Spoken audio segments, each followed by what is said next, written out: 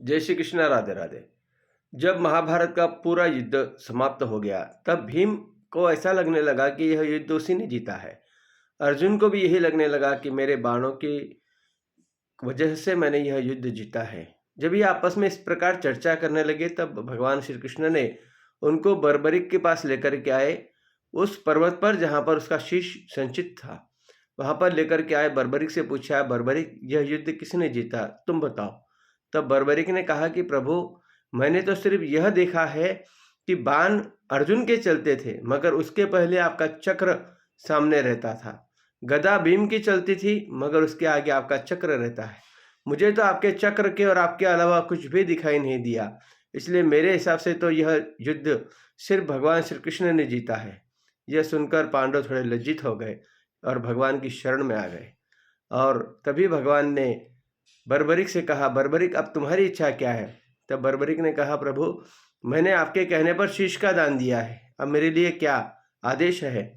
तब भगवान ने कहा, मैं तुम्हें आशीर्वाद देता हूँ, वरदान देता हूँ कि कलयुग में लोग तुम्हें मेरे नाम से जानेंगे, श्याम के नाम से। तुम्हारा शीश खाटू में उत्पन्न होगा, इसलिए तुम खाटू श्याम कहलाओगे। और तुम्हारे दरबार में जो भी आएगा, तुम उसके हारे के सहारे बनना। जो हार कर आएगा उसका तुम सहारा बनना। और एक सबसे बड़ा वरदान मैं तुम्हें देना चाहता हूँ कि मैंने जिसके भाग्य में, जिसकी तकदीर में मैंने कुछ गलत लिख दिया हो, वह भी व्यक्ति अगर तुम्हारे दरबार में आएगा तो उसका भी भाग्य तुम बदल सकते हो। इतनी शक्ति मैं तुमको प्रदान करता हूँ।